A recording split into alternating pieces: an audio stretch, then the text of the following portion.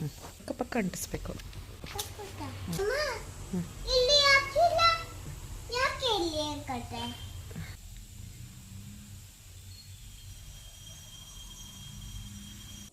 ನನ್ನ ಮಗನಿಗೆ ಷಣ್ವಿತ್ಗೆ ಮರ ಬೆಳೆಸಿ ಕಾಡು ಉಳಿಸಿ ಅನ್ನೋದು ಒಂದು ಕಾಂಪಿಟೇಷನ್ ಕೊಟ್ಟಿದ್ದರು.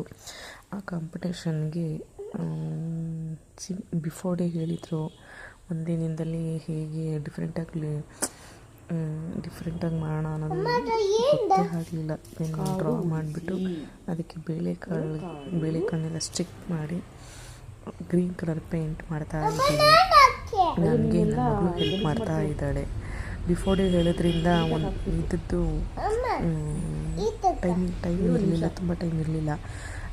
ಮಿಕ್ಕದ್ದು ಕೆಲಸನ ಬೆಳಿಗ್ಗೆ ಎದ್ದು ಮಾಡ್ತಾ ಇದ್ದೀನಿ. ಕಾಡು ಉಳಿಸಿ ಅಂದರೆ ಎಲ್ಲರೂ ಮರನ ಕಚಕ್ ಕಚಕ್ ಕಚಕ್ ಅಂತ ಕಟ್ ಮಾಡ್ತಿದ್ದಾರೆ. ಮರ ಬೆಳೆಸಿ, ಅರ್ಥ ಆಯ್ತಾ? ಎಲ್ಲ ಮರಗಳೆಲ್ಲನೂ ಕಟ್ ಮಾಡ್ಬಿಡ್ತಾ ಇದ್ದಾರೆ ಎಲ್ಲರೂ. ಮಾಡಬಾರ್ದು. ನೀನು ಹೊಡಿತೀಯ ಅವ್ರಿಗೆ? ಏನಕ್ಕೆ ಹೊಡಿತೀಯ? ಯಾಕೆ ಕಟ್ ಮಾಡ್ತೀರಾ ಅಂತ ಹೊಡಿತೀಯಾ? ಮರನ ಯಾಕೆ ಕಟ್ ಮಾಡ್ತೀರಾ ಅಂತ ಹೊಡಿತೀಯಾ? ಯಾವ್ದ್ರಲ್ಲಿ ಹೊಡಿತೀಯಾ? ಕೋಲ್ ತಗೊಂಡು ಹೊಡಿತೀಯಾ? ಯಾಕೆ ಮರ ಕಟ್ ಮಾಡಬಾರ್ದಾ?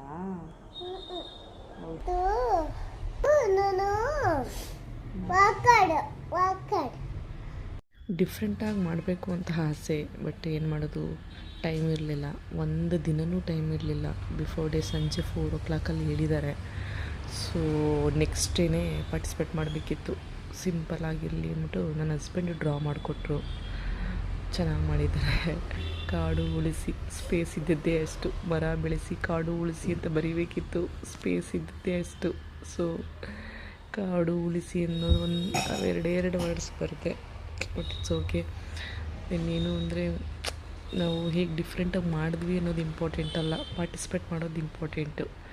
ಯಾವಾಗಲೂ ಹಿಂಗೇ ಟೈಮ್ ಸಿಗೋಲ್ಲ. ಸೊ ಕೆಲವೊಂದು ನಮಗೆ ಒಂದೊಂದು ಸಲ ಟೈಮ್ ಆಗೋಲ್ಲ, ಬಟ್ ಏನು ಮಾಡೋದು.